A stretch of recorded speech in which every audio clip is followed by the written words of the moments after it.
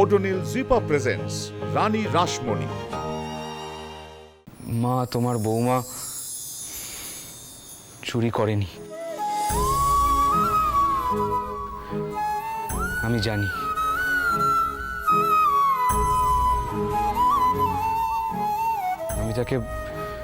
আমি তাকে ভালোভাবে না চিনেও বলছি,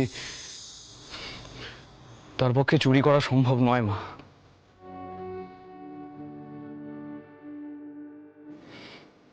তুমি অযথা কষ্ট পেও না।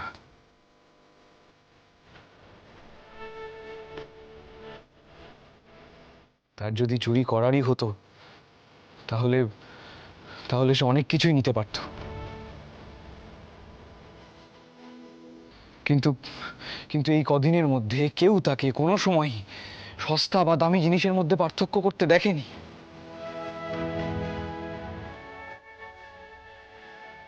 তাই না বলো? ভূপাল, ভূপাল, জগদম্বা, তুমি বলতে না আমি কখনো ভূপালের প্রশংসা করি না? আজ করছি। বড় গর্ব হচ্ছে ভাবতে যে আমরা আমাদের ছেলেকে সঠিক শিক্ষাই দিতে পেরেছি। সে না হয় বুঝলুম, কিন্তু ভূপাল কেন এ ঘরে এছিল ও মুখ ফুটে না কইলেও আমি খুব ভালো করে জানি। নিশ্চয়ই কোনো কারণ আছে। শোনো, ও ঠিক আছে তো? ও কি শান্ত হয়েছে? কিছুই তো বুঝতে পারলুম না। আমি বরং ও ঘরে গিয়ে একবার দেখি। কোথায় যাচ্ছ? দাঁড়াও। আমাদের বেটা আজ ওর বউয়ের সম্মান রক্ষা করেছে। হ্যাঁ, ভূপাল হয়তো প্রসন্নকে এখনো ভালোবাসতে পারেনি, কিন্তু তাকে যোগ্য সম্মান দিয়েছে। এর মানে কি জানো? ওদের মিলমিশ খেতে বেশি সময় লাগবে না।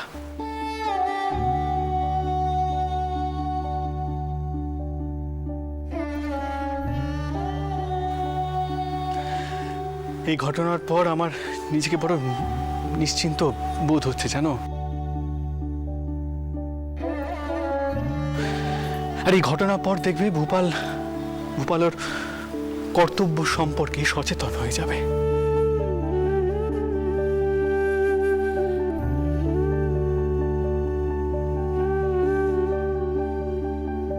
আর তুমি চিন্তা করো না, তোমার বৌমাকে তোমার বেটাই শান্ত করবে।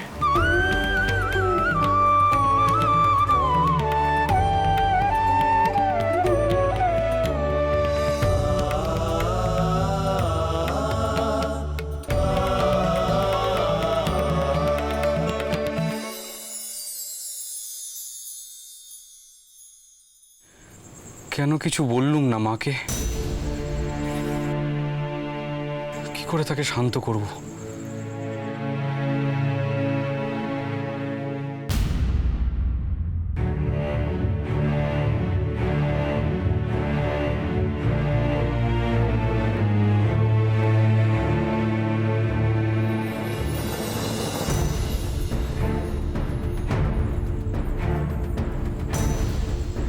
এ কি, আপনি এভাবে মাটিতে শুয়ে আছেন কেন? আপনি দয়া করে বিছানায় গিয়ে শুন। আমি অন্যত্র চলে যাচ্ছি, আপনার চিন্তা নেই।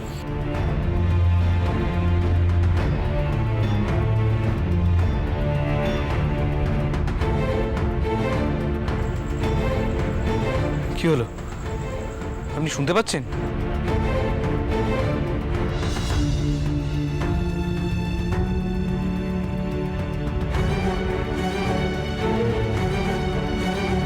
আপনি সাড়া দিচ্ছেন না কেন?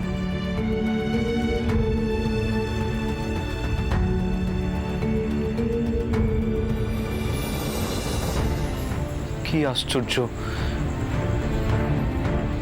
আপনি শুনতে পাচ্ছেন?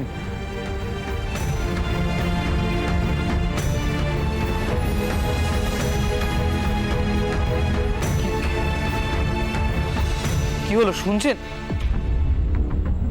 এ কি, গা তো জ্বরে পুড়ে যাচ্ছে। জ্বর গায়ে এভাবে মাটিতে শুয়ে থাকলে জ্বর আরো বেড়ে যাবে।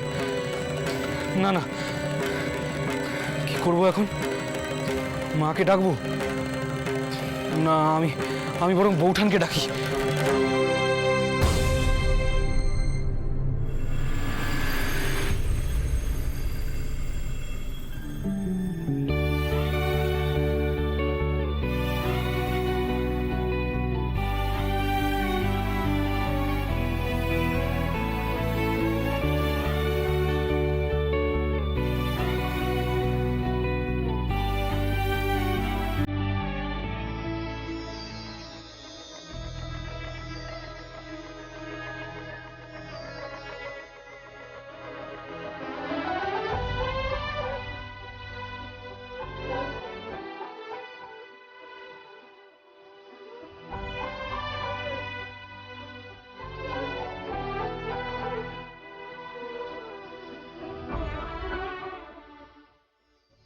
আমি পারবো না, আমি করেছিল পারবো না দিদমা,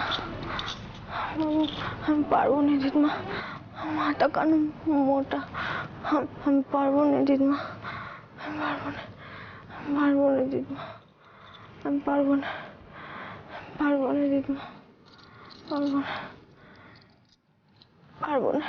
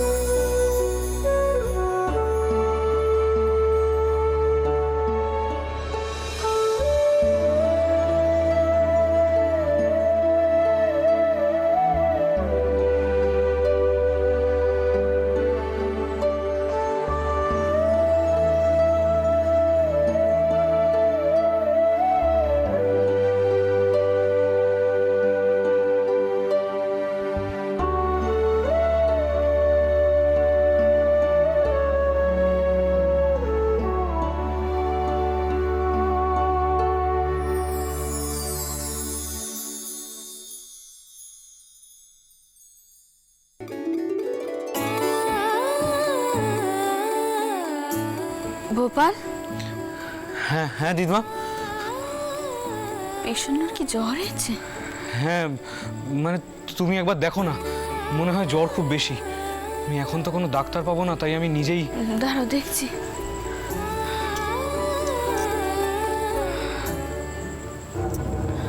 তারও সে জ্বর হয়েছে বুঝলে, চিন্তা করবার কোনো কারণ নেই। আশা করছি কালকের মধ্যেই জ্বর ছেড়ে যাবে, আর ওষুধপত্রেরও কোনো প্রয়োজন নেই। এই সময় মেয়েদের একটু আদর যত্ন পেলেই হয়, তাতেই তারা দন্যি হয়ে যায় বুঝলে। এবার তো দেখছি বিষণ্ণর কপালখানা আস্তে আস্তে খুলছে। তার স্বামী তার দায়িত্ব নিচ্ছে, তার সেবা যত্ন করছে। এর থেকে বেশি আর কি মেয়েদের চাই বলো তো বাবা।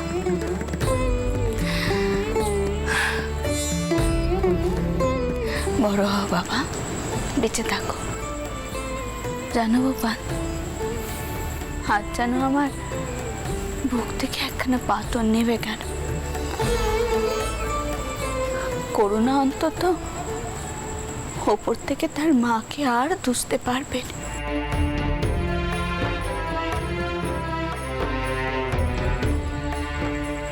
আর উঠতে পারবে না।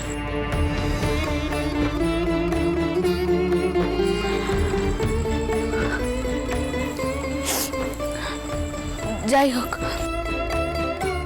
গোপাল, আমি বলি কি, এখন আমি আসছি কেমন, তুমি ওর একটু খেয়াল রেখো। আসছি হ্যাঁ।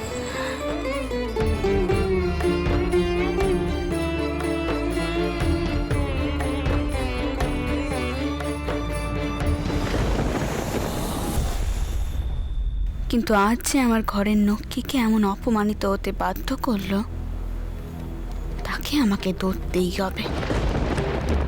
কি রাখলো ওই মুকুটখানা পেশন্নর পুটলিতে? খুঁজে তাকে বের করবই। সহজে তো তাকে ছাড়বো না আমি।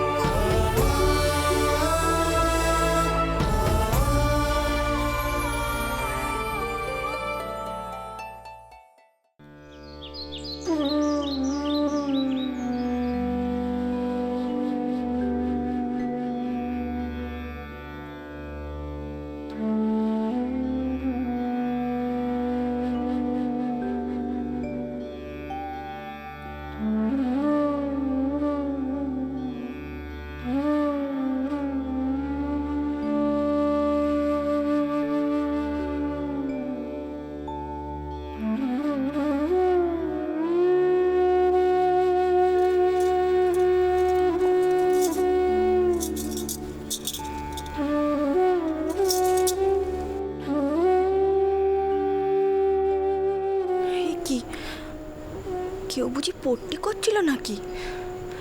কিন্তু ঘরে তো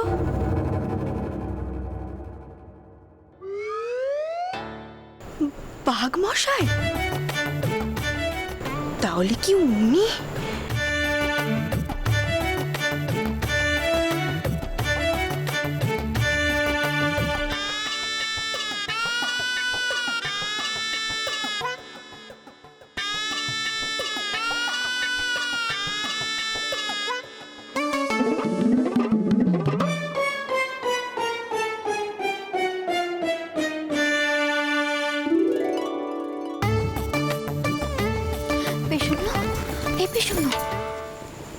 তোর নাকি জ্বর হয়েছে?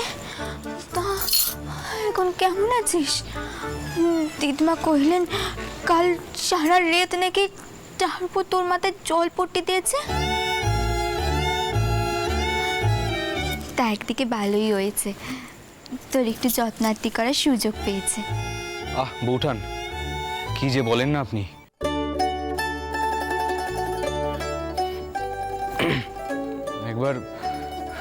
একবার দেখুন তো আপনার ছোট বোনের এখনো গা গরম আছে কিনা।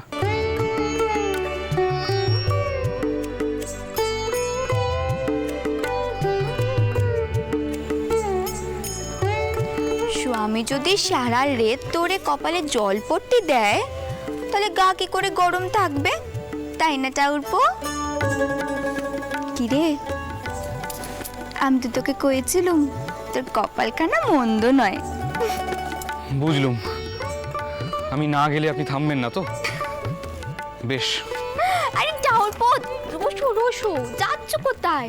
আমি এই গয়নার বাক্সখানা এনেছি পেশন্নকে দেওয়ার জন্য। এটা কোথায় রাখবো কও দেখি? পেশন্ন তো এখনো বাসি কাপড় চাড়েনি। বড় বউ, তোমাকে এত আগ বাড়িয়ে কাজ করতে কে কয়েছে বাচ্চা?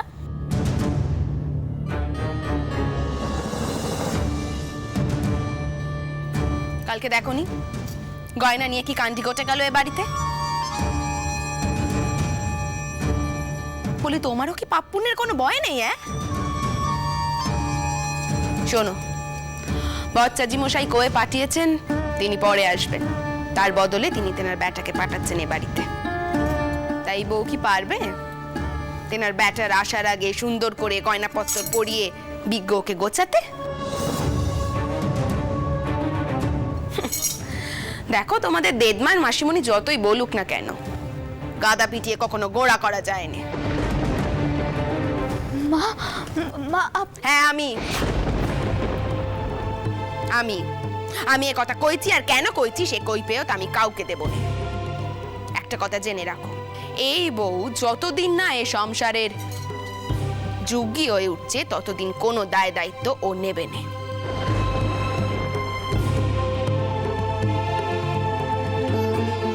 তাই টাউরকে গয়নাও ও পড়াবে না।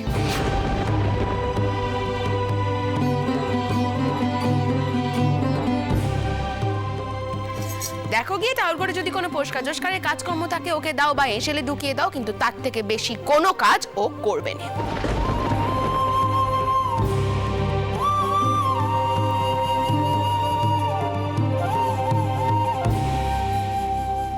বড় বউ,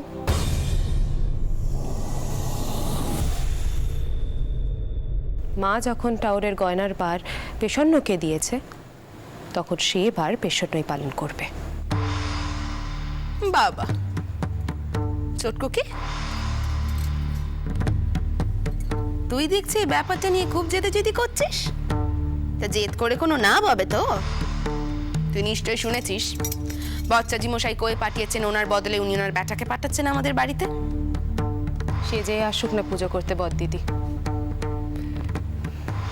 আজ পেশন্যকেই বিগ্রহ সাজাতে হবে।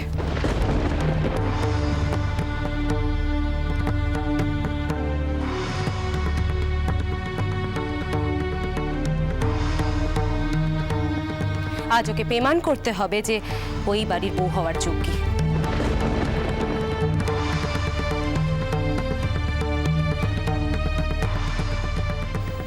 আর বদ দিদি, যখন আমরা ওর বিয়ে দিয়েছি তখন তোকে এই বাড়ির বউ হয়ে উঠতেই হবে।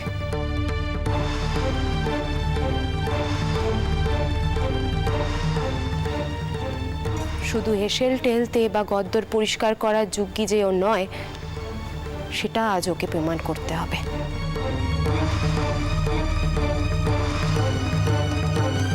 তাই আমি আর কোনো কথা শুনতে চাই না।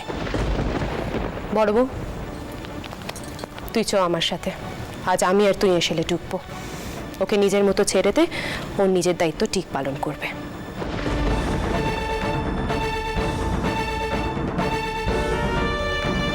বাসকোকানা দে।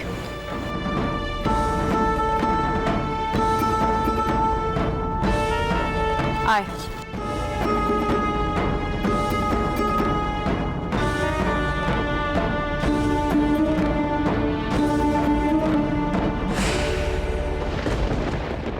তাহলে এইভাবে চটকুকি বউকে বাড়ির যোগী করার চেষ্টা করছে।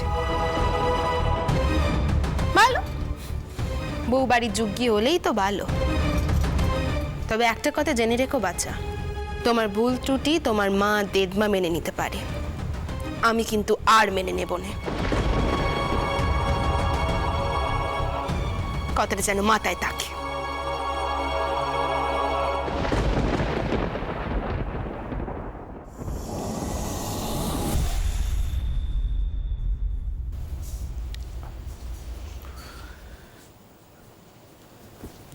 এত কেন ঘাবড়াচ্ছ বৌমা? সবাই কি আর সবকিছু জানে? কিন্তু হ্যাঁ, শিখে নিতে হয়। আর যে তোমাকে সবকিছু শেখাবে সে তো তোমার পাশেই আছে।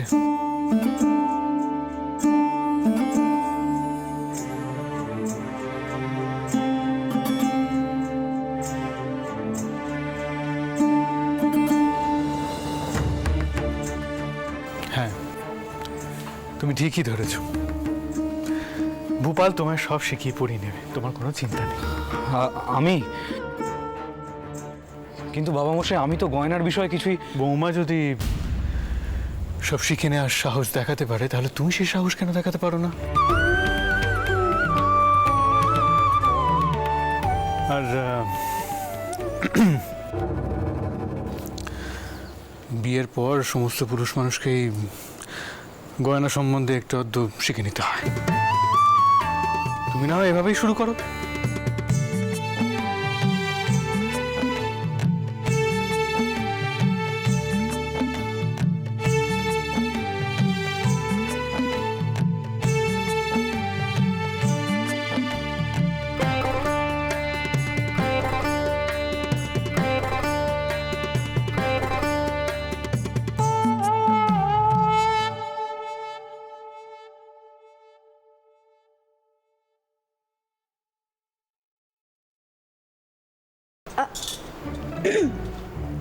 আচ্ছা, তাহলে এখন কি হবে? কি আবার হবে? আমাকেই সব সামলাতে হবে।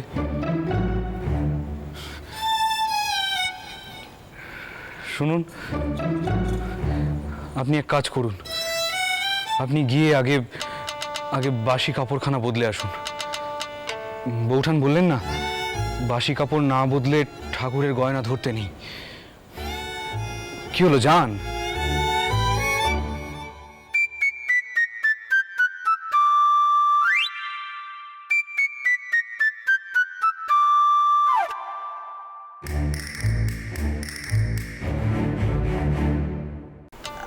আচ্ছা, একখান কথা কইব।